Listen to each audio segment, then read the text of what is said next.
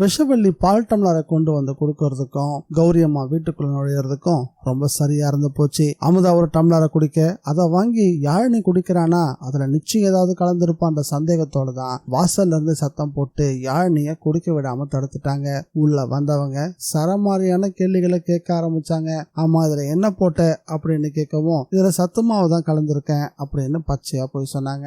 யாழினியும் விஷவள்ளியை ஆமோதிக்கிற மாதிரி பேசவும் கௌரி அம்மாவுக்கு ரொம்பவே சங்கடமா போச்சு. இங்க பாரு அமுதா, இந்த வீட்டுக்குள்ள உன்னை யாரும் இஷ்டப்பட்டு சேர்க்கல, உனக்கு போக்கிடம் வேற இல்லன்னு தான் உன்னை வீட்டுக்குள்ள சேர்த்திருக்கோம். அதுவும் யாழினி சொன்னா அப்படின்றதுக்காக தான் வீட்டுக்குள்ள சேர்த்திருக்கோம். தயவு செஞ்சு உண்ட வீட்டுக்கு ரெண்டகம் பண்ணிடாத. இந்த வீட்டுல குழந்தை சத்தம் கேட்கணும் அப்படின்றது எல்லாருடைய ஆசையுமே கூட. உன் அண்ணன் ஒரு பேரனையோ பேத்தியோ பார்க்கணும்னு மனுஷன் தவியா தவச்சுக்கிட்டு இருக்காரு. எல்லாருடைய ஆசையிலையும் தயவு செஞ்சு நீ மண்ணை போட்டுடாத அப்படின்னு உருக்கமா பேசினாங்க.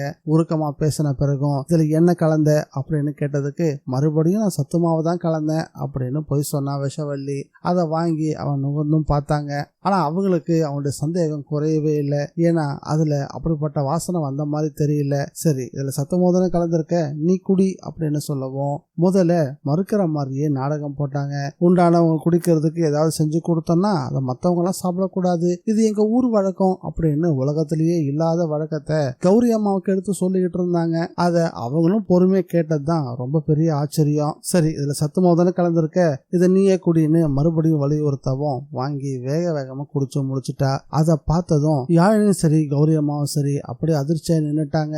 ஏன்னா அதுல ஏதாவது ஒண்ணு கலந்திருந்தா அவ குடிச்சிருக்க மாட்டா அப்படின்றதுதான் கௌரி அம்மாவோட எண்ணம். யாழினியோட கருவை அழிக்கணும் தான் வயிற்று சுத்தம் பண்ற மருந்துன்னு நாட்டு மருந்து கடையில போய் வாழ்ந்த வச்சிருக்கா. அதை அவ குடிச்சா என்னங்க ஆக போகுது? இந்த சின்ன லாஜிக்க கூடமா கௌரி அம்மா யோசிக்க மாட்டாங்க. அவ வாங்கி வேக வேகமா குடிச்சதும் கௌரி அம்மா ஒருவேளை தெரியாம சந்தேகப்பட்டுட்டோமோ அப்படின்னு குற்ற உணர்ச்சிக்கு ஆளாயிட்டாங்க. ஆனா விஷவள்ளி வேற ஒரு திட்டத்தோட தான் இதை பண்ணிருக்கா. உண்மையிலேயே அவ கலந்தது எந்த மருந்தும் கிடையாது, சத்துமாவை தான் கலந்திருக்கா. இது நடக்கும் அப்படின்னு அவ எதிர்பார்த்ததுதான். முதல் முயற்சியிலேயே ஜெயிச்சுட்டா அப்புறம் சுவாரஸ்யம் எப்படி இருக்கும்? சரியான தருணம் வரும்போது நான் கைவசம் வச்சிருக்க மருந்த யாழினிக்கு கொடுக்கதான் போறேன் அப்படின்ற மாதிரி கிச்சன்ல இருந்து சபதமும் போட்டுக்கிட்டு இருந்தா. இந்த விஷயத்த முதல்ல இனியா கிட்ட சொல்லி ஆகணும்னு கௌரி அம்மா வேகமா வந்து இனியாவுக்கு போன் பண்ணாங்க. நடந்த விஷயத்த அப்படியே சொல்லி முடிச்சுட்டு ரொம்பவும் வருத்தப்பட ஆரம்பிச்சாங்க.